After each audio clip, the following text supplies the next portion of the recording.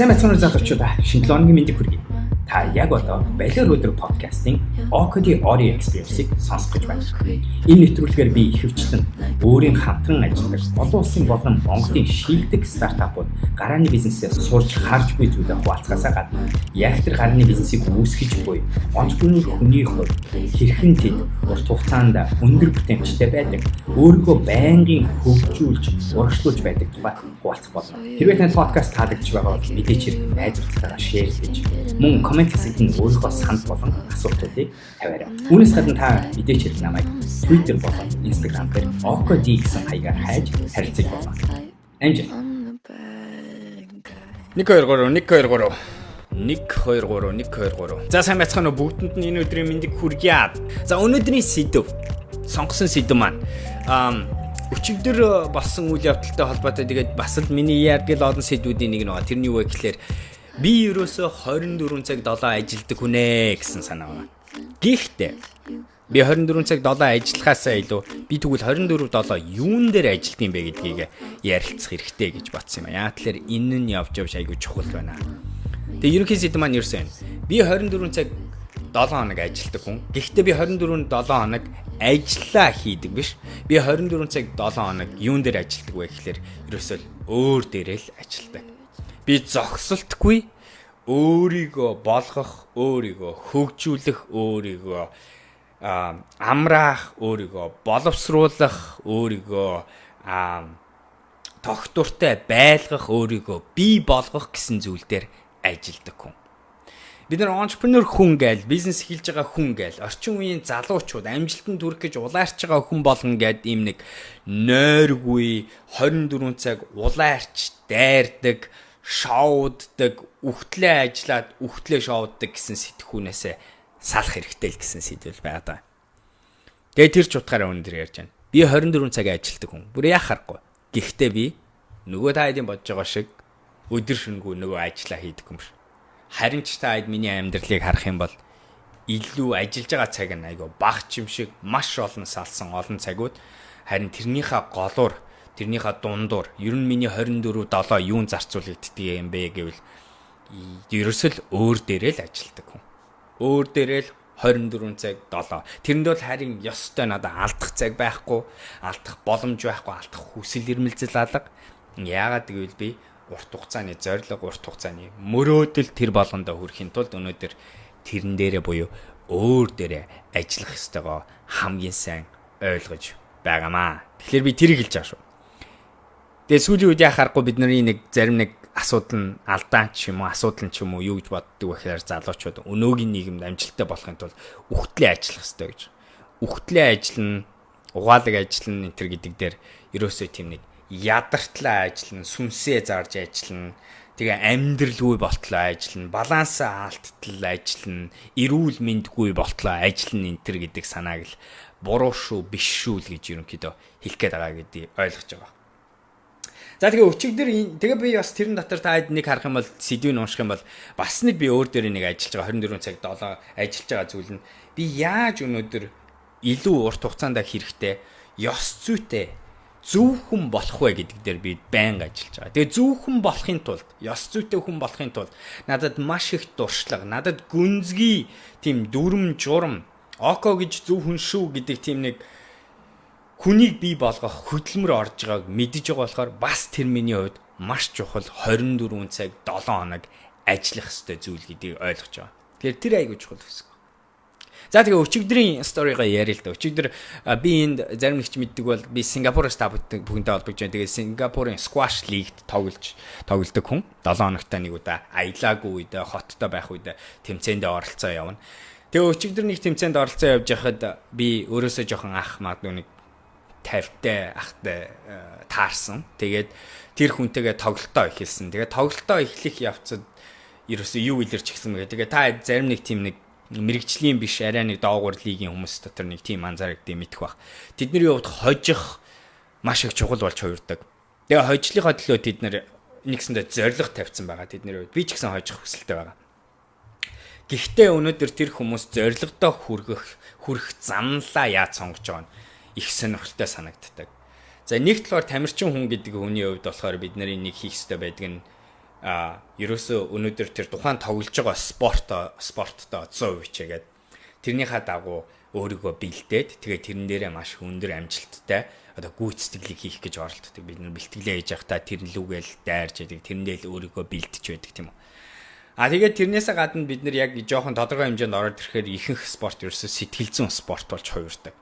За тэгээд эренгуут юу хувирдаг вэ гэхээр энэ нэг одоо өчигдрийн надтай тоглосон ах шиг хүмүүсийн хувьд юу болж хэлдэг вэ гэхээр тэр хүний хувьд хожлоо авахын тулд юугаач өгөхөд яаж ч байдлаар хожлоо авахд бэлэн болцсон байдаг. Тэгээд тэр хүмүүс ялангуяа одоо тэр үеийнхний бас нэг амьдралын хандлага юмыг хожих арга дотор нэгэн заавал ялагдж хождог гэдэгт айгүй итгэдэг нэгт нь. Хоёрт нь тэр хүмүүс юу итгэдэг вэ гэхлээр хожлыг авах бүх арга барилыг ашиглана гэж ярьдаг. Тэгээ ихэд тоглол ийм хүмүүст юу анзаарах өчигдрийн үн чинь юу анзаарах гэж хэлдэг вэ гэхлээр нөгөө тоглоом дотор жоохон бодлоо гаргаж эхэлнэ тийм үү. Тэрэн дотор одоо чинь өөрөө блоклон. За тэнгуутаа шүүгчтэй хэрэлтэн албаар намайг одоо түлхэн энэ төргээ янз янзын алхмуудыг оруулад тэгэх байдлаар сэтгэл зүйн дарамт болон системийг эвдэх байдлаар хожлыг олохын төлөө зүтгэн. Тэгээ өчигдөр би эхний хоёр тоглолт 5-аас шилдгийг нь хожсон. Хамгийн түрүүн 3 хожсон нь хождог тим лигээр тоглолтоор тоглолтын. Тэгээ би эхний хоёроо хожчиход 3-т руугаа орох нөхцөлд тэр нөхрийн тэр үйл ажиллагаа, тэр арга барил, тэр хандлага нь илүү товоож ирсэн. Тэгээ би өөрт нь хэлсэн. Тэгээ би хэд хэдийн боцсон. Нэгт нь болохоор ямар ондоо хандлагатай хүмүүс вэ гэдгийг нэгт ойлгож эхэлж байгаа. Бидний хувьд тийм үү. Би эдгээр сэтгэл зүйн тоглолт хийхийг оролдож байгаа ч гэсэн ёс зүйгүй байдлаар хийх хүсэл алга. Энэ хүнийг өнөөдөр одоо юу гэдэг нь шахах, түлхэх, дөрмийн нүхийг олж одоо эвдэх энтер гэсэн тим арга надаа сайн санагц. За хоёрт нь тэнгуутаа би дараа нь юу гэсэн бэ гэхээр өөрт нь хэлсэн. Тийм аха энэ маань ерөөсө хотын лиг байнга тоглодог. Тэгээд энэ чинь хамгийн гол нь зугаатай experience байх хэрэгтэй. Таны хувьд энэ ингээд 7 хоног гарч ирээд тоглох айгу гоё. Надад ч гэсэн гоё. Бид нэр энэ спортоор хичээлж байгаа шалтгаан нь бид нар энэ дуртай болохоор энэ эрүүл мэндийн ач холбогдолтой болох. Тэгэхээр хоёлаа юм have fun хийх нь чухал баха гэж өөрт нь сануулсан. Тэгсэн чинь надаас тий ойлгож байна. Одоо have fun хийе гэд тэгээд буцаж байгаа. Тэгэхдээ тэр хүн дараачийн тоглолт руу орсон ч гэсэн ерөөсөө тэр нөгөө өөрийнх нь сурсан дассан нэг хандлага байгаа. Тэр хандлагаас ерөөсөө салж чадахгүй байгаа нэг анзаарчихсан. Тэгээд юм л бол ерөөсөө яг л төрөчийн байдлаар хожлыг авах бүх арга замыг аваад тэгээд тэр хүний хувьд зарим нэг тэр дүрмийг өөрчлөх, зарим нэг одоо наваа түлхэх, блоклох одоо нэгсэндээ ёс одоо тэр дүрмийн биш зүйлийг хийх нь тэр хүний хувьд энгийн арга барил болж байгаа.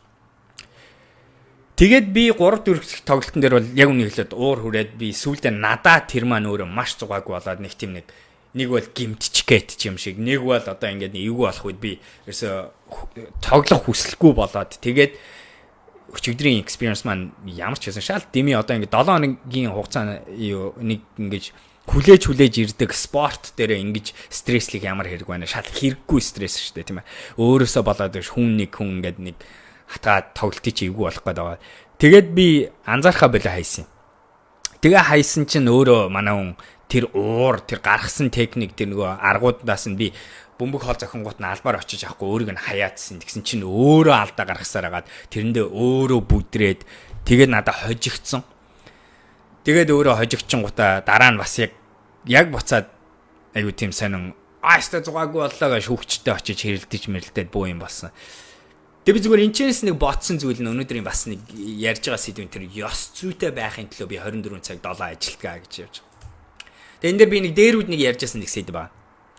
Маш олон хүмүүс аз жаргалгүйгээр амжилтанд хүрсэн хүмүүс байдаг. Өчигдрийн ах бол яг тийм ах байсан гэж би ойлгож байгаа. Тэрний үгс үгээр тэр ахыг харвас бизнесмен хүн амжилттай явж байгаа бизнесмен хүн Сингапурт амьдарч байгаа гадны ажилтан тэгээ яач буцсан executive буюу удирдлагын багт ажилладаг том корпорациудын нэгд нь ажилладаг тийм ах байсан хүүхдүүдтэй хүн гэдэг нь харагдчихсэн тийм ээ санхүү болон ер нь бол карьерийнхаа хувьд нэлээд амжилтанд хүрсэн ах байсан. Гэхдээ тэр ахын амьдралын тэр аз жаргал гэдэг юм үнэхээр тэр тоглолтын үед ч болон тэр наачиг өөрийнх нь хүүхдтэй бараг жацсан уушхан хүн байж магадгүй шүү дээ би тийм үү. 50 хүн. Тэгээд дээрэс нь эргэн тойронд байгаа тэр хүүхдүүдтэй, тэр залуучуудтай хандж байгаа байдал, тэр нэг цаг 30 минут бид нэр зууралдах хооронд аз жаргал амьдралаас авж байгаа байдал, мэдэрж байгаа байдал, буцаагаад хүмүүстэй харьцаж байгаа тэр мөчүүдээс утга учир гаргаж авж байгаа байдал энэ тэр хоосон гэдэг нь айгүй харагдчихсан. Тэгтээ бүр хоосон ч биш, эерэг биш байж болно. Тэгтээ бүр сөрөг, айгүй зовсон байдалтай харагдчихсан. Аз жаргалгүй амжилтанд хүрсэн хүн гэдэг нь бүх сүнсээ зараад амьдралынхаа зорилгыг мартаад зарим нэг зогт нөхцөл. Тэгээд ёстой жинхэнэ ёс суртахуунгүй, ёс зүйгүй аргаар явсаар байгаад нөгөө жижиг сажиг богино хугацааны ялтууд авч чадсан хүмүүс. Тэгээ ихэнх тохиолдолд бидний мэдхээр юу байдгүй вэ гэхээр тийм хүмүүс хөгшрөөд ирэхээр яадгийн ихэвчлэн бодтоор ганцаарддаг. Хэдий гэр бүлийнхэнтэйгээ сууж байгаа ч гэсэн сэтгэлээ хизээч хуваалцах чадаагүй. Хизээч тэр хүмүүстэй бодтоор өөрийгөө олж чадаагүй. Бодтоор тэд нартайгаа аз жаргалтай сууж чаддгүй тийм хүмүүс болсон байдаг юм бид нар. Тэгэхээр тэр ах надад тэрийг сануулсан. Тэгээ би тэнцэнс дахиад ойлгосон зүйл нь юу бэ гэхээр би яадагч байсан 50 настайтай болчоод бүх нөгөө хүссэн зорилгоо яг энэ ах шиг амьдралын болон карьерийн зорилгоо, санхүүгийн зорилгоудаа биелүүлчихэд гэхдээ би ингэж болохгүй гэж л өөртөө сануулчихсан. Тэгээ харамсалтай бодит байдал нь юу вэ гэхлээр энэ хүн бол мэдээч хэрэг бидний амьдралд таардаг цорын ганц ийм хүн биш. Ийм хүмүүс дэндүү их байдаг. Тэгээ өнөөгийн нийгэм миний бодлоор урт хугацаанд бид нэр амжилттай байхын тулд аз жаргалаа ойлгож эхлэх, амьдралынхаа утга учирыг ойлгож эхлэх.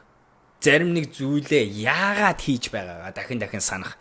Тэгээд өнөөдөр ямар үнээр та тэр богино хугацааны зорилго ч юм уу тэр нэг удаагийн тоглолтын ялалт эсвэл зүгээр амьдралын ажлын дараа чинь том алхмаа худалдаж авч тэрний хадлуу зүтгэхэд бэлэн бай гэдэг ойлгох нь аягүй чухал гэж утсан. Тэгээд тэр ч утгаараа биелж. Өнөөдөр миний өдөр болгон ажилладаг хэвээр бидний бүгднгийнх нь ажиллах хэвээр зүйл нь тэгвэл яг тийм хүн биш болоосаа гэж.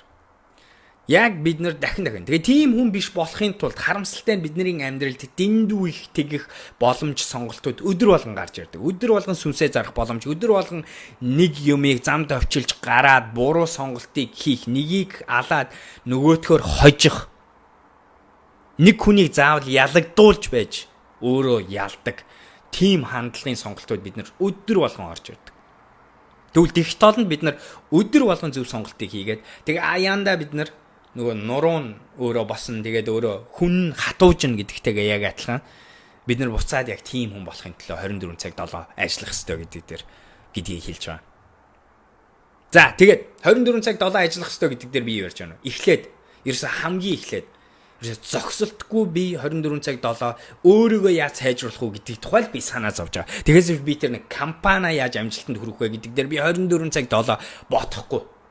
Би яаж энэ ажилдаа амжилттай байх вэ гэдэг дээр би 24 цаг 7 бодохгүй. Яа гэвэл тэр нь сэтгэл зүйн хувьд, бие физиологийн хувьд эрүүл сонголт биш, зөв сонголт биш. Харин юу зөв сонголт вэ гэхээр би яаж өөрийгөө маргаашийн око өнөөдрийн окогоос илүү байлгах вэ гэдэг дээр 24 цаг 7 хоног бодно, сэтгэн, санаа зовно, тэгээд хөдөлмөрлөнө гэж хэлж байгаа.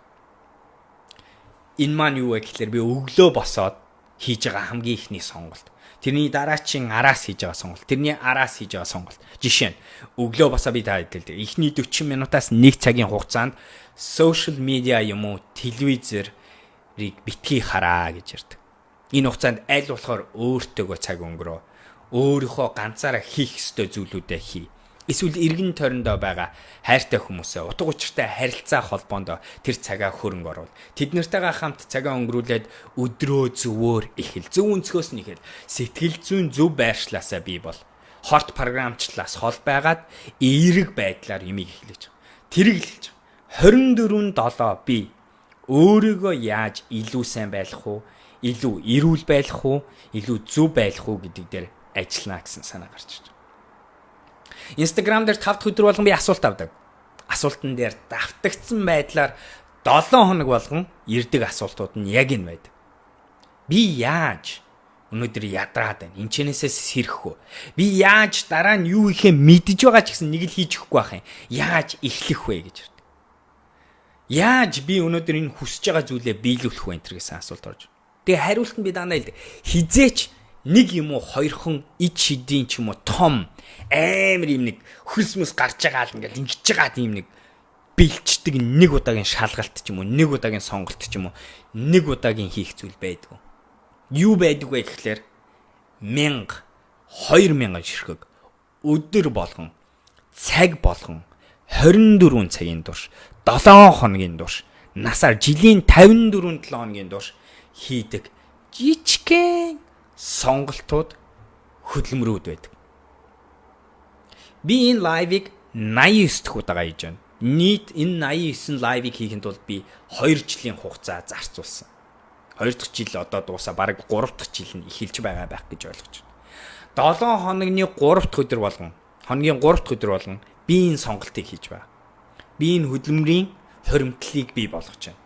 Ингэснээрээ надад гарч байгаа өгөөж миний хүсэж хийх гээд биелүүлэх гээд байгаа зорилго руугаа би маш олон жижигхэн алхмуудыг хийж эхэлж байна. Энийг хийж эхлэхийн тулд би эхлээд гарчгаа бичнэ. Гарчгаа бодно, сэдвээ бодно.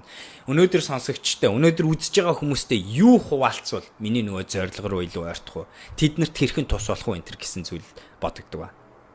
Тэгэхээр яг л адилхан. 24 цаг 7 бид нар ажил дээр биш өөртөө ажиллах хэрэгтэй гэсэн ба. За хүмүүсээ асуулт байна уу? Асуулт байвал асуултанд нэг хэсэг хариулж агаад дараачийн хэсэг рүү ярих гэсэн хэсэг рүүгээ оръё.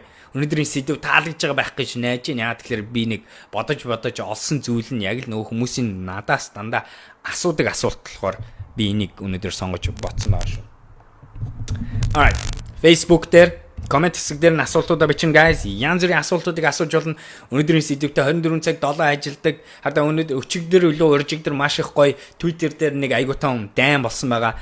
Тэгээд Stripe гэдэг стартапыг үүсгэн байгуулагч Collision ах дүү нарын Collision Colson ах дүү хоёр байдаг. Үүсгэн байгуулагчдын нэг нь Tim Cook-ийн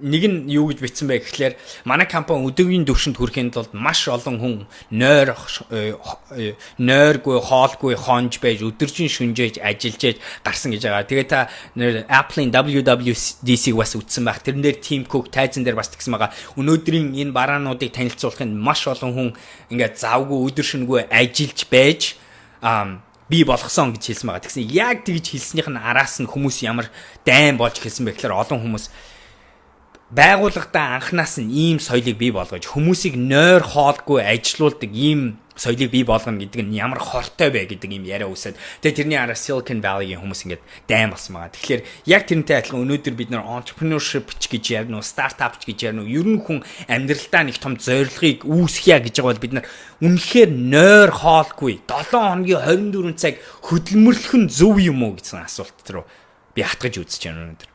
Тэгээ миний хариулт нь тийм ээ бид нар бүгдээрээ 24 цаг 7 ажиллах ёстой, анхаарах ёстой, санаа зовох ёстой. Гэхдээ тэр нь ажил руугаа биш, нэг зүйл рүү биш. Бид нар өөрсд дээр ажиллах ёстой гэдгийг хэлж байгаа гэдгийг ойлгож байгаа. За асуултууд харъя. Тэгээд л тунутгүй. Янз бүрийн саяны ярьж байгаатай холбоотой асуулт байл. Та хэдийн санал юу гэж бодож байна?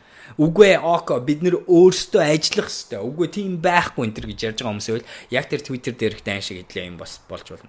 Дайнч байх тэ санал бодлын хэлцүүр.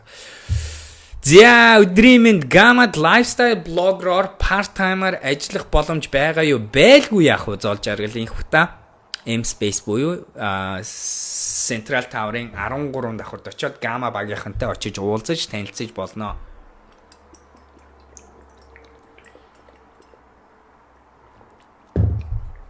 Зэ ядарч гэн.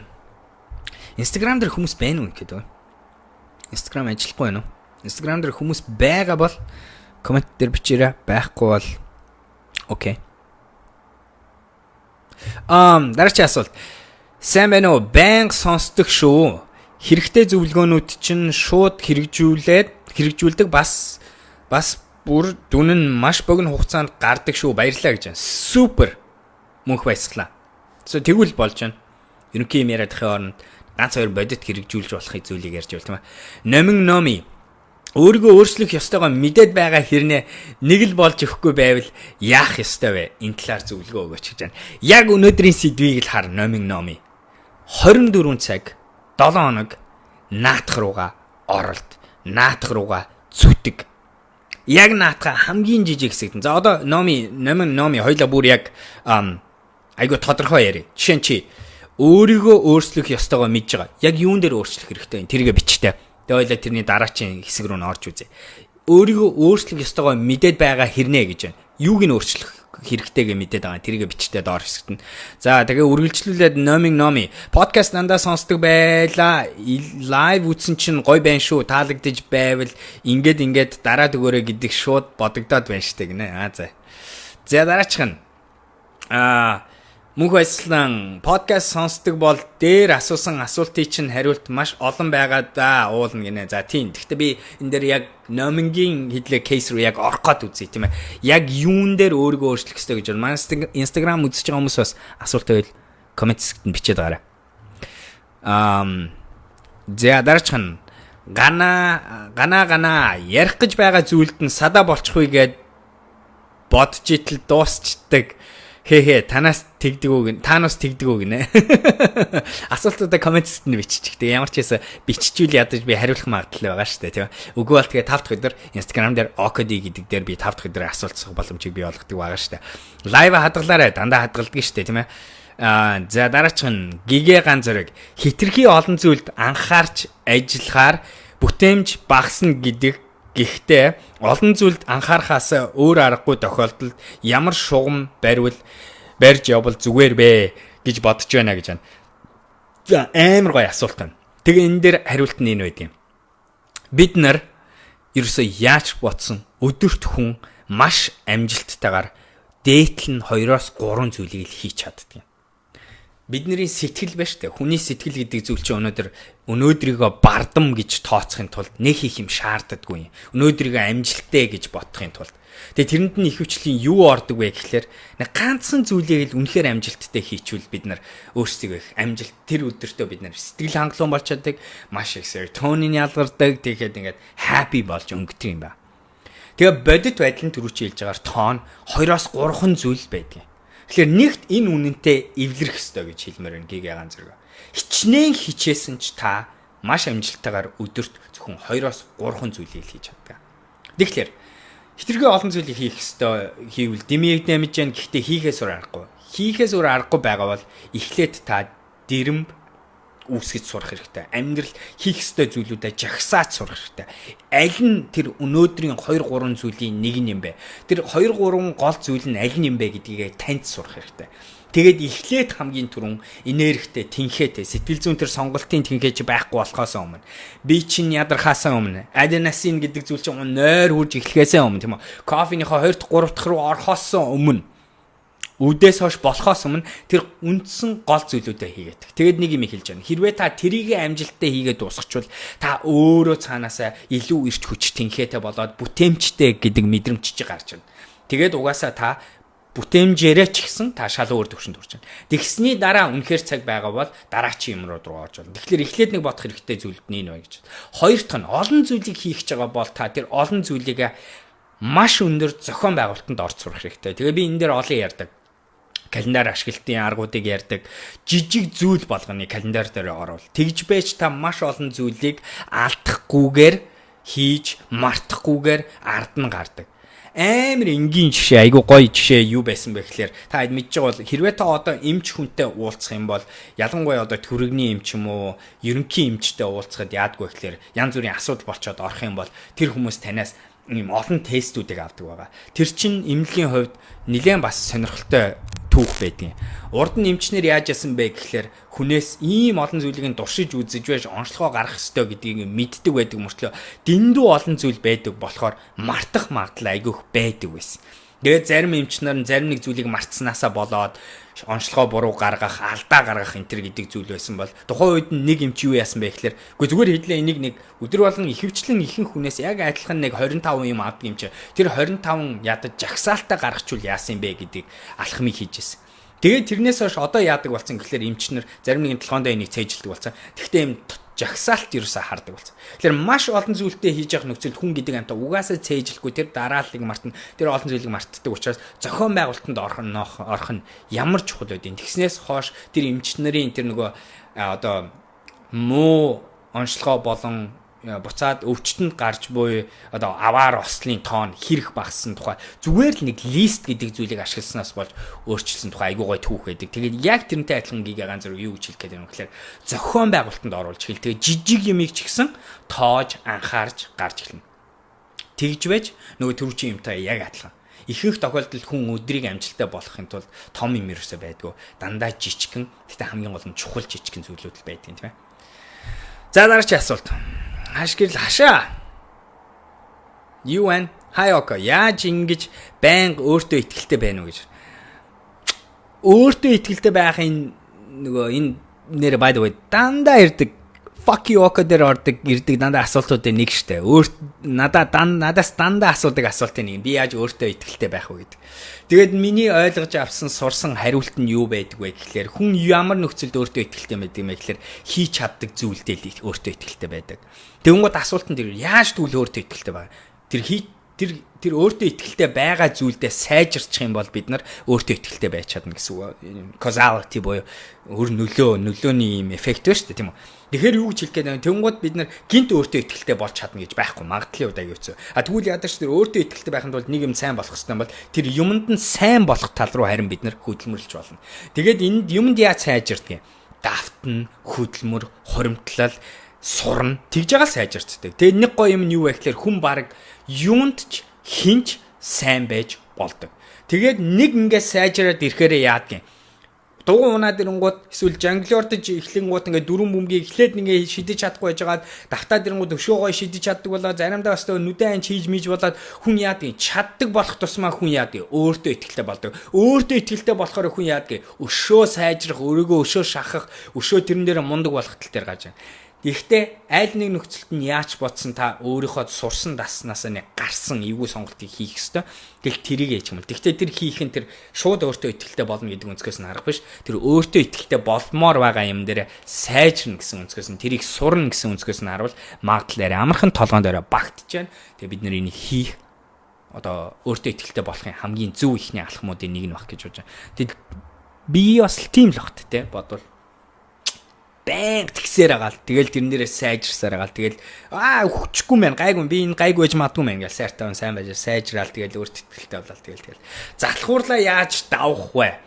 Хамгийн жижигэн алхам бац өхийн хэцүүлээ. Юун дээр залхуураад байна? Яг доор бичтэй тэрэн дээр ч ойлаа жишээ болж яри. Тэгэх юм бол илүү тодорхой болох байх тийм үү? Яг адилхан бас орж ирдэг асуулт. Минд баяр мөнхтөл гамма 30 хөтөлбөрт хамрагдсан зохистой хооллолт, нойрны асуудлаа шийдэж чадсан, цаашлаа дасгал, стрессийн асуудлаа шийтгэр хичээж байна. Олон хүн хамрагдаасаа гэж хүсэж байна. Танай багт талархаж байгаа шүү. Амжилт хүсье. Минд баяр мөнхтлөө. Супер, маш их баярлалаа. Яг одоо яг л гамма гэдэг компани эцсийн зорилго ерөөсөө л энэ байгаа. Яг ороод хүн гарахад өнөөдөр илүү сайн хүн болоосай. Илүү бүтээмжтэй, илүү эрүүл хүн болоосай. Цогцоороо эрүүл болоосай. Тэгээ минд баяраа мөнхтлөө чи ойлгож байгаа бох. Нэг юм харсан зүйл нь юу вэ гэхээр хүн хажууд чинь чамаа ингээд дандаа шахаж байх үед бид нэр илүү эрүүл сонголт, зөв сонголтыг хийх амархан байдаг. Хүнээс салаад ирэхээр бид нар бусад тэрийг хийлэхгүй дэндүүх сигнал байдаг. Тэгэхээр тэрний эсрэг одоо зуршил болох нь өөр айгуу чухал. Тэгэхээр энэ давтагдсан байдлаар бид нэр энэ зүйлүүд дээр байнга ажиллах хэрэгтэй. Одоо гой амсаад үтцсэн юм байна. Супер. Одоо энийг цаашлуулаарай, явуулаарай. Дахин гоё хөгжүүлээд байгаарай. Тэгээд хардаа жижиг алхмууд. Өнөөдөр нэг өдөр нойртой хон чадсан бол маргааш дахиад илүү гоё нойртой бол. Би та хэдэд нэг юм хэлээд 5 дугаар сарын миний дундаж нойрыг харсан чинь 6 цаг 30 минут болж таарсан ёстой. Боож өгмөр би тэрэндээ айгүй харамсаж байна. Гэхдээ нөгөө талдаа эннээсээ бодоод би сайжрах ёстой гой ойлгоод 6 сар эхэлснээс хойш эхний 5 хоногт би дунджаар 8 цаг 30 минут нойртой явж байгаа. Тэгэхээр супер энийгээ сайжруулаад явж байгаа гэсэн үг. Тэгэхээр яг энэтэй адилхан бид нэр зарим нэгэн дээр хожин, зарим нэгэн дээр унана. Замналын явцалд бид нар бүдрэн, бид нар нэг урагшаа алхана, бид нар хоёр хоошоо алхана, гурван урагшаа алхана гихмээр сайжирна. Тэгэхээр баярлаа. 30-д орсонд баярлаа. Тэгээ бусад хөтөлбөрүүдтэй ороорой багийнхантайгаа ойрхон байгаараа манай гамагийнхантай хотлынхантайгаа ойрхон байгаараа минь дээрээ мөгтлөө. За хулан баясгалан мэрэгчлээ сонгохдоо өөрийнхөө дотоод бодлоо даах уу эсвэл одоо үед эрэлттэй байгааг сонгосон дээр үү гэж байна. Төгс ертөнцид хоёулангийнх нь хослол байх хэвээр. Тэгээд төгс биш ертөнцид аль нэгээс нь эхлэнэ. Тэгээ хамгийн зөв эхлэх юм нь өөрийнхөө чаддаг юмнасаа эхэлсэн зөв гэж хэлмээр байна. За болормаа юу вэ бүсгүй? Манай сагсчин бүсгүй, манай менти байж тээ. Марталтыг хэрхэн арилгах вэ? Юм мартдаг, богино хугацааны марталт ярьж гэнэ үү? Эсвэл урт хугацааны марталт ярьж гэнэ үү? Өшөө жоохон дэлгэрэнгүй бичтэй. Амгалан мөнх баяр. Танахаас мэдээлэл авах гэхээр хариулт байхгүй. Алинаас нь танахаас гэж хэмп юуг хаанаас уу жоохон тодорхойлоорой. Бямба бямсран хамгийн зөв зүйл нь өөрийгөө ялан дийлэх бололтой дог шүү. Төлөвлөгөө гаргаад өөртөөгөө тулдаж байгаа шүү око. Яг зөв. Ерөөсө өдөр болгоны сонголт, өдөр болгоны жижигхэн тэмцэл. Тэрэн дээр л үнсэж бид нар сайжирна. Тэгээд нэг гоё юм хэлчихье. Тэр нь юу вэ гэхээр та спортоор хичээлжсэн бол ингэдэг штэ. Нэг ингээд нэг дийлдэггүй байсан хүнээ нэг дийлчгээр яадгүй. Бид нарт өөртөө ихтэй болж байна. Нэг удаа ялчаар. Тэгээ бид нар дараа чинь тэрийг ялах магадлал нь тэрний эсрэг үзэх. Тийм ээ тэрний эсрэг эрсдэл авах чадвар энэ төр шал ондоо болоод. Нэгсэндээ эхнийх нь хэцүү байдаг. Тэрний арааны хідүүд нь сайжирч өшөө амархан болж эхэлдэг. Тэгээ би дахин өөрийгөө шахах магадлал ч гэсэн өндөр болдог. Тэгэхээр яг адилхан нэг удаа нэг сонголтоор нэг удаа тийм ээ нэг цагт нэг өглөө тэр нэг сонголтыг хийж нэг удаа л өөрийгөө давчих. Тэгээ хоёр дахь нь амархан болдог, гурав дахь нь амархан болдог, дөрөв дахь нь амархан болдог шүү дээ. Instagram дээр асуулт ирсэн байна. Загийн хүмүүсээ зарим нэг асуултанд хариулж амжихгүй гэх юм бол Instagram дээр OKD хаягн дээр 5 дахь өдөр болгон би AMA явуулдаг болчих. Тинчээ яг асуултаа бичвэл би зүгээр дан асуултанд хариулах юм хийдэг шүү дээ. Давка 25 hello. Гол нь бүх лайв подкастаар ордог. Өнөөдөр сэдв юу вэ? Өнөөдрийн сэдв би 24 цаг 7 хоног ажилдаг хүн. Гэхдээ би ажил хийдэг биш. Өөр дөрөө ажилтгаа гэсэн сэдв баг шүү. За дараагийн оках сүүлийн үед подкастыг сонсож түүгээр дамжуулан их мотивашн авч байгаа шүү. Баярлалаа гэж байна. Баярлалаа. Зүгээр залхуурлыг яаж дийлэх вэ? Юуны залхуурлыг гомсурэ? Шашин шүтгүү өөрийн чинь ярьж байгаа зүйлс буддын философитой их нийцсэн санагдаад байдаг юм. Би амар гоё нэг юм мэдэж авсан. Та хэд аягүй сонирхолтой шашин гэж ярьсан. Нэг талаар би буддист хүн илүү шашин гэж ярих юм бол хоёрт нь бидний энэ ярьж байгаа зүйлүүд бидний энэ өөрийгөө арчлах, ёс зүйтэй байх, бусдыг хүндлэх, өөрийгөө даван дийлэх, өөрийгөө зохион байгуулалттай байх, бусдад болон өөртөө хэрэгтэй сонголтыг хийх энтер гэдэг чинь ерөөсө бүх шашны ярьдаг зүйл. За тэгээ бүр тэрэн дотор нэг айгуугай саяхан олж авсан Библиэд нэг юм байдаг юм. Тэр нь юу гэдэг вэ гэхээр нэг өдрийн нойр, хоёр өдрийн зовлтоос илүү сайн байдаг чинь бүр Библи хүртэл өнөөдөр нойрны тухай ярьдаг юм байна гэдгийг хүртэл сонсож авсан байдаг. Тэгэхээр яа харахгүй миний ярьж байгаа зүйл бүгдээрээ шашныхны ярьдаг зүйл. Тийм ч утгаараа шашны бас нэг давуу тал тэр байдаг. Хүмүүст өнөөдөр бид нарт дагах, дүрм, журам, зарчим гой зааварчилгааг бий болгоод өгсөн байдаг. Ямар шашнаас үл хамааран тийм ээ. Тэгэхээр тийм байдгаа гэдгийг ойлгож бас. DM-ээр уншаа зөвлөгөө өгөөч. За Instagram дээр үзэж байгаа хүмүүсээ DM-ээр над руу ийм урт асуулт явуулчаад хариулт хүлээж байгаа бол 5 дахь өдрөө ашиглаж тэрийг асуугаарай. Би хариулмаар байна. Дэндүүх асуултууд байна. Тэгээ би зөвхөн одоо Instagram-ийнхаа асуултанд хариулаа суучих юм бол ажиллаа хийж чадахгүй завгүй байгаа гэдгийг ойлгоорой. Тэгэхээр би DM-ээр тэгж зарим ихэнх тоглолтод хариулж чадахгүй. Харин та хэд яах ёстой вэ гэхээр 5 дахь өдрийнхөө AMA стикерийг ашиглаа. Эсвэл яг энэ ч одоо асуултаа бичээд тэгээ хариулж орно. 3 дахь өдөр 5 дахь өдрийн энэ хийж байгаа зүйлүүд чинь яг л тэрэнд л зориулж хийж байгаа шүү дээ, тийм үү? Мэдээлэл хуваалцгаж сурсан мэдснэ та хэдэд өгөх гэж тэгээ бусад хүмүүс өөрсдөө даван дийлж тийм ээ өшөө мундаг болж өшөө бүтээмжтэй болж өшөө аз жаргалтай болоосоо гэдэг үнцгээс эдгээр хийж байгаа шүү дээ. Болоо богино хугацааны мартал шок авах гэж заашгүй жинжин зиш өсөж шүү дээ. Богино хугацааны марталтнэр би ч гэсэн тийм байдаг. Тэгээд харамсалтай тэр нь нөлөөлдөг хүчин зүйлүүд дэндүүх байдаг юм байлаа. Гэхдээ өнөөдөр би Matthew Walker-ийн Why We Sleep гэдэг ном дээрээс өнөөдөр сурсан зүйл нь юу байсан бэ гэхлээр бидний REM унталт буюу хурдан нүдний хөдөлгөөний үед хийгддэг одоо non-REM-ийн дараа орж ирдэг унталтан дээр юу болдго юм бэ гэсэн чинь бидний одоо тархины янз бүрийн итвэхжүүлэлт маш их болсноороо бид нар тархиныхаа бусад ашигладгүй хэсгүүдэд ашиглах тийм дасгал хийж байгаа юм шиг асуудал болдог. Тэгэхээр жишээ нь одоо нэгсэндээ хэлэх гээд байгаа зүйл нь үргэлжилж 7-оос 9 цаг унтаж чаддаг хүмүүс яах аргагүй богино ой тогтоолтын чадвар нь сайжирдгаа гэдэг нь батлагдсан байдаг. Тэгээ би тэрийг бол өөрөө хэлж чадна. За хоёр дахь би биесээ өөрийнхөө бас нэг сүүлийн үед надад гарч байгаа нэг өөрчлөлтөөсөө ярих юм бол та хэд мэдж байгаа. Би одоо арх амсгүйгээр арх болон согтуурлах төрлийн ямар ч юм амсгүйгээр 110 хоног 15 16 хоног болж байгаа. Тэгээ эннээсээ хойш аль хэзээ миний ой тогтоолт, богино хугацааны ой тогтоолт ингэж 0-ноос хойш маш сайжирсан байгааг хэлмээр байна. Тэгэхээр болрооч арх удаг бол тэрийг болох хэрэгтэй гэж хэлмээр байна. За дараагийн Сенокаха дежавугийн талаар жоохон яриач айгуу сонирхолтой сэдвүүдтэй хэлээ дараа ярьсан дээр бах яахгүй гүнзгэр орчмадгүй галзуурлын айгуу тийм улаарсан сэдв. Монголын нийгмийн нөхцөлд шашин түгээмэл байх нь зүйтэй юу гэж байна. Ямар ч нийгэм шашин байх нь зүгээр. Тэгээ шашин гэдэг зүйл чинь өөрийгөө баланслж авч явдаг. Тэгээ ямар ч юм туушрахаараа хэцүү, туушрахгүй байхаараа эрүүл хэрэгтэй зүйл байдаг. Үзэл бодлын ялгаа гэдэг зүйл маш их чухал, дуршлагын ялгаа маш их чухал. За ийшээ оръё.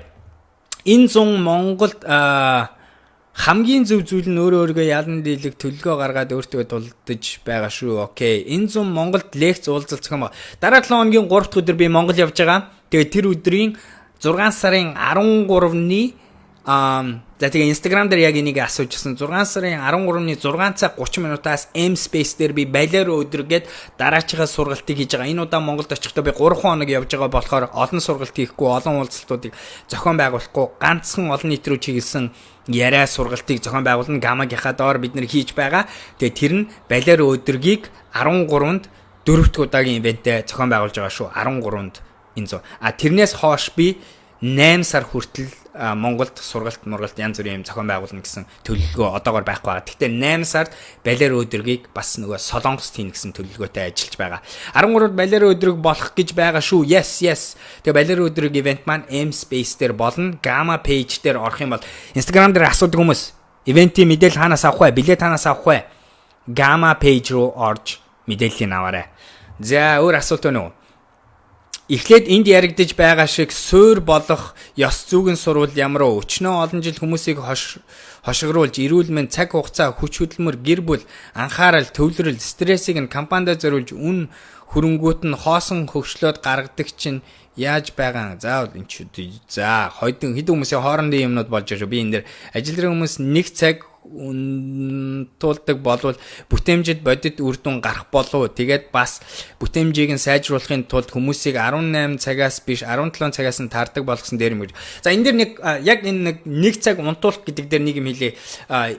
Юу судалгаан дээр үнслээ юу гарсан бэ гэхлээр ер нь хүн бол 2 өдөр 24 цагийн хугацаанд нэг юм 2 унталтанд байвал айгүй хамгийн зөв юм байна гэдэг нь батлагдсан байдаг. Нэг нь болохоор бүтэн буюу урт хугацааны 7-оос 9 цагийн унталтаа хийх ёстой. Тэрийг бол ерөөсөө тасдаж болохгүй хийх зөв. Тэгээд энэ дээр надад хүмүүс урд нь асууж нөгөө Айнштайны арга марга болох нөгөө поли буюу олон удаагийн унталтын арга марга гэдгийг ярьсан байгаа. Гэхдээ одоогийн эрдэм шинжилгээний баталж чадсан зүйл нь юу вэ гэхлээр үргэлжилсэн байдлаар 9-оос 7 цаг унтснараа бид нар бүтэн 4 циклээр ороод тэгээд нөгөө нэг тархины мэдээлэл цэвэрлэх богино хугацааны мэдээлэл урт хугацааны мэдлэг болгох за тэгин гутаа дээрэс нь тархиа ингээд RAM байдлаар сайжруулах энэ гэсэн юмнуудаа хийхин тулд үргэлжилсэн унталт хийх ёстой.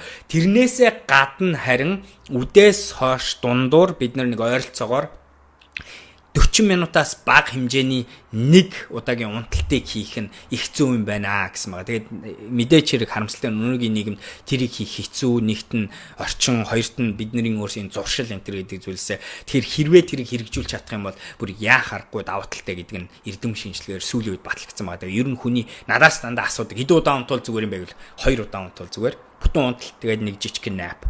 За дараачих нь сайн уу око ороймонд таныг Солонгост ирүүл ирэх болов хэмээн их найдаж байгаа шүү. 8 сард очино. Балер өдрөг гэсэн ном хийх гаргах болов гэж байна. Айгу гой санаа байна. Магадгүй шүү тийм ээ. Богино хугацааны юм ярьсан байгаа. Сэтгэл зүйчийн мэрэгжил ойрын 10 жилд хэр зөв сонголт болох болоо гэж байна. Сэтгэл зүйчийн мэрэгжил дандаа хэрэгтэй байх гэж бодож байна. Тэгээ ер нь ямар ч мэрэгжил дээр миний ярьдаг энэ тэр баа шүү. Ямар мэрэгжил гэхээсээ илүү тийм ээ. Тэр мэрэгжилдээ та хэр сайн бэ гэдэг нь асуулт хэдий ил ойлгоорой. Өнөөдөр сэтгэл зүйч дотор наачстай супер сэтгэл зүйчүүд зөндөө байна. Тэр нь тэгээ яг адилхан мэрэгжлээ сонгохоос илүү тэр мэрэгжилдээ та хэр чадварлаг хүн болох вэ гэдэг нь илүү сонь шүү. Сайн уу гадаад байдаг юм аа. Монголд очиод юу хийх, өөрийн бизнестэй болох талаар болж байна. Юу хийхээ сайн ойлгодгүй. Юунаас санаа авч болох вэ? Маш олон зүйлээс. Наад хариултыг чинь, асуултыг чинь, асуулт чи яг үнэ хэлээ залхууны асуулт байна гэж хэлмээр шүү. Бацуура. Тэгэхээр яагаад вэ гэхээр энэний чи их сурулж, энэний чинь эхлэж болох цэгүүд нь дэндүү их болохоор би өнөөдөр нэгийг хэллээгээ тэр нь болчихгүй ш. Би бол яах вэ гэхээр асуултаа Монголд очоод маш олон өөрийнхөө зөв байж магадгүй гэсэн хүмүүстэйгээ цаг гаргаад 30 минутаас 1 цаг уулзаж суугаа асуултаа илүү зөвөр асуух аргуудыг олоод тэгээд өөрөө хөдөлмөр болон цагаа хөрөнгө оруулалт хий. Тэгэх юм бол наадахны чи хариулт гараад ирнэ. Тэгээ ер нь бол одоо бизнес хайж байгаа хүмүүс яг ер нь тэгэх хэрэгтэй шүү. Тэгэхгүй бол ингээд нэг хүнээс буюу Facebook дээр нэг дандаа нэг ярьдаг нөхрөөс очингуудаа хөөе би бизнес эхлэх гэсэн. Над руу тэгээ энэ асуулт дандаа ирдэг шүү. Instagram дээр ч гэсэн би нэг 200 сая төгрөгөөр бизнес эхлэх гэсэн. Ямар бизнес эхлүүл зүгээр. Би тэр хариултыг өгөх үү? Би мэдгүй шүү дээ тэр хариултыг чам. Би юу хийж чадах вэ гэхээр судалгаа хий, хөдөлмөрөө хий, юмаа гарга. Тэгэх юм бол их сурулж гаргаа. Би харин ихэнх магадлалыг агиух ярьдаг. Ямар төрлийн бизнесийн санаа хождгийм бэ энэ төр гэдэг дээр ярьдаг. Тэгээ тэр нь ямар төрлийн бизнесийн санаа гэдэг нь юу гэж ярьж байгаа вэ гэхээр таны ойлгодог зүйл, таны хийж чаддаг зүйл, таны ажилласан зүйл, өрсөлдөх чадвар дээр үндэслэн, ялгаан дээр үндэслэн, эрэлт нийлүүлэлтийн ялгаан дээр үндэслэн энэ төргээ ерөнхий гормыг зааж өгдөө шүү дээ. Тэр тэгж уулзаарай. Тэгэх юм бол хариулчин гарч ирнэ гэж хэлмээр байна. Инста хаягаа дахиад өгөөч. OKOD миний Instagram, Twitter бүгдээрээ OKOD, OKOD дөрвөн үсэг OKOD. Тэгээ тийш ороод 5 дахь өдөр нэмэлт асуултыг асууж болно. Дараач нь мөнх баясгал нь тийм л дээ. Гэхдээ нэг л болж өгөхгүй байгаа юм гэж номи нөгөө дэлгэрэнгүй хэлээгүй ба та. Сайн уу око өглөө 6-аас өдрийн 2 хүртэл унтаад байна. Юу гэж бодож байна гэж. За цаасаа бас нэг сонирхолтой юм сурж авсан юм нь юу вэ гэхээр нийт хүн амын 40% нь өглөө эрт сэрдэг хүмүүс байдаг юм байна. Ерөөсө байглаасаа тийм юм байдаг гэж. 30% нь орой өөр шигчин, орой шүнжигээ ажиллаад өглөө оройтод сэрдэг хүмүүс байдаг. Үлдсэн 30% нь жирийн өглөө нартайгаа тэнцээд сэрээд нарнаасаа жоохон хоош нэм 9-өөс сэрээд тэгээ хоошоо ажилтдаг хүмүүс байдаг юм байна. Тэгэхээр нэг талаар ийм генетикийн хүмүүсийн бас ийм ерөнхий статистик байдаг юм байна гэдгийг ойлгож аваа. За хоёрт нь болохоор таних гэхдээ бүр нэгэн хитэрсэн байдалтай харагдаж 6-аас 2 гэдэг чинь маш хэцүү. Тэгээ ер нь бол хүн гэдэг амтан яадгүй гэхээр бидний нөгөө нэг өөрт хүн дотор нэг өөрийн цаг байдаг шүү дээ тийм үү тэр нэг сэрэх унтах гэдэг. Тэрэн дээр үнслээд бидний бие чинь нэг хоёр бодисыг нэг ингээ цагт нь тааруулаа шахаж яадаг үний бие. Тэгээ тэр шахалтаа тэр цаг маань ихэвчлэн юунд удирддаг вэ гэхээр яхахгүй нар гэрэлтэй удирдагдаж ажилтдаг байгаа. Тэгэхээр наадхаа жоохон засах нэг арга нь бид нар эхлээд болохоор энэ өөрийнхөө эвдээд байгаа энэ өөрийн чинь цагийг эвдээд байгаа зүйлүүдээс салж тийм салах сонголтоо хийх хэрэгтэй. Жишээ нь интернет, social media, гар утас, цэнхэр гэрэл, шууган, найз нөхөд, орчин, шоу, компьютер гейм, телевизэр янз янз юмнууд байгаа. Эн чинь хиймэл өөрийн чинь системийн circadian rhythm гэдэг зүйлийг чинь эвдэж байгаа юмнууд байгаа. Тэгэхээр эннээсээ яах аргагүй салах хэрэгтэй. За тэгээд ирэнгуут ядаж наадахыг чинь хэдэн цагаар өөрчилчих нь. Дараачийн юм нь яах вэ гэхээр яг өөртөө зориулсан өөрийнхөө химийн балансаа олж эхлэх хэрэгтэй. Жишээ нь кофе ихэвчлэн хүний системээс гартлаа 4-5 цаг болдог. Тэгэхээр өдрийн 3-аас хойш ерөнхийдөө кофе уудагаа болох хэрэгтэй. Өглөө уулуу, өдөр уулуу гэхдээ 3-аас хойш уухгүй байхыг хичээх хэрэгтэй. 5-аас хойш уух юм бол 5 цаг болж аж буюу 10 гэж кофе чинь системээс чинь 50% нь гардаг гэж ярьж байгаа. Дундаж хүн ихэвчлэн. Тэгээ тэрнээсээ хоош дахиад нэг 2-3 цаг болж байгаа юм. Гэх мэтээр бид нэр химийн балансаа буцааж олох хэрэгтэй гэж үз. Тэгээд араас нь хэрвээ хэрэгтэй гэж бодож байгаа бол жоохон дизайн буюу амьдралын дизайн дээр ажиллаж эхлэх хэрэгтэй гэж хэлээ. Тэгээ харамсалтай нь 6 цагаас 2 цаг ажиллах нь нийгэм бүтээмжтэй байх, нийгэмд амжилттай байх тохирохгүй болохоор яахааргүй жоохон өөрчлөн зөв гэж бодож байна.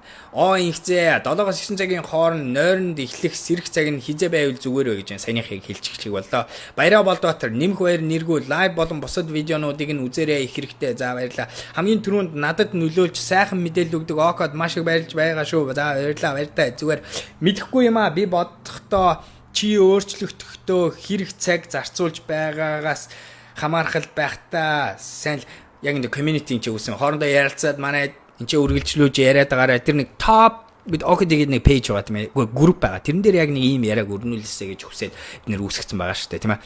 Ганц 2 лайв үтсэн одоо бүр 3 дахьыг нь хүлээхээр болж байна. Амжилт мундаг хэрэг баярлалаа. Кофе уугаад байхад унтаад байх юм яах вэ гэж байна. За кофе уухад унтаад ахын гэдэг чинь та нэг бодлын өстэй амар chronicle ядарсан хүн байгаа бах. Аденасын чи өөрөөсөө хитэрчихсэн кофеин хаач чадахгүй байх гэсэн үг. Тэгэхээр унт сайн унтаад авчих. Нэг хэд хоног бүрстэ үхтлээ унтаад 12 цаг 14 цаг хүн тийм урт хугацааны ядралд орцсон нөхцөл тэгж унтах хэрэгтэй байдаг. Зүгээр унтаж 50 бол. Тэгээ хоёрт нь кофений хэрэглээгээ басгачих. Яа тэгэхээр тэрэн дээрээ үнслээ таны эсийн кофег хүлээж авах чадвар ч угаасаа эвдэрсэн гэсэн. Тэрийг буцаад цэнгэлчих. Тэрийг цэнгэлэхийн тулд нэг 5 хоног л хэрэгтэй.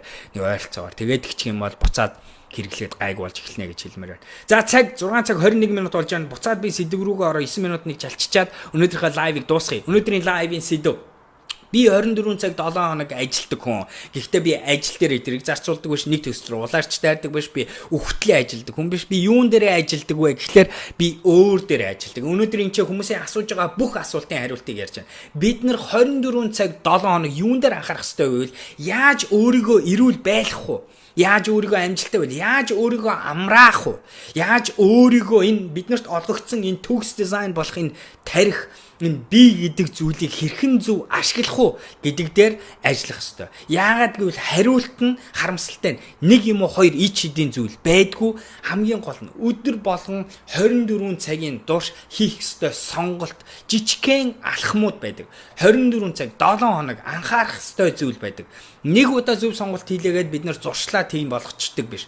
Харамсалтай нь бидний орчин, бидний дотоод байдал, эргэн тойрон биднийг буруу сонголт хийлгэх шалтгаанаар дүүргэж яадаг болохоор бид нар энд анхааралтай сонголтоо зөв хийгээд зохион байгуулалтаа ороод өөрийгөө дахин дийлж чаддаг тийм хүн болохын төлөө ажиллах хэрэгтэй. Өнөөдрийн сэдв ерөөсөө тэрийг ярьж байна. Бид нар бүгдээрээ 24 цаг юуны төлөө ажиллах хэрэгтэй вэ гэхээр сайн амархын төлөө, амарч сурахын төлөө, сайн ядардгүй юм болохын төлөө ажиллах хэрэгтэй. 24 цаг бид нар юун дээр ажиллах хэрэгтэй? Өөрийгөө боловсруулах, хувь хүнийхээ өрсөлдөх чадварыг, мэдлэг чадвар, дуршлагаа сайжруулахын төлөө ажиллах хэрэгтэй. Тэрэн дээрээ бид нар 24 цаг зогсохгүй ажиллах хэрэгтэй. Гурав дахь нь бид нар 24 цаг 7 бид нар урт хугацаанд амжилттай хүн болохын тулд урт хугацаанд зөв хүн болохын төлөө ажиллах хэрэгтэй.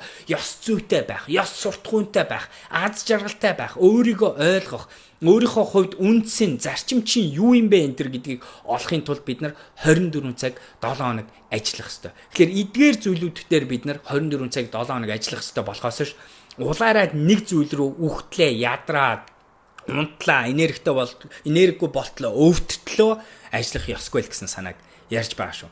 Тэгээд гоё хариулт нь юу вэ гэхээр хандлага өөрчлөөд ажлаа хуримтлуулад юм хийгээд ирэнгууд энэ бүгдийн хариулт нь маш энгийн, маш амархан хүн болгоны хий чадах зүйл. Тэгээд энийг хийгээд ирэхээр боддоор нэг төсөлтөөр 24 цаг 7 хоног ажиллах шаардлагагүй болж эхэлдэг.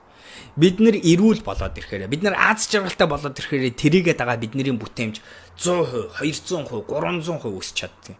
Тэрийгээ дагаад бидний тогтоох чадвар, бидний ярих чадвар, бидний юмыг хийх чадварууд, бидний мэдээллийг хуримтлуулах чадвар бүх зүйл сайжирдаг. Нэгсэндээ таны хамаагүй төгс хувилбар, хамаагүй дээд хувилбарч гарч ирнэ.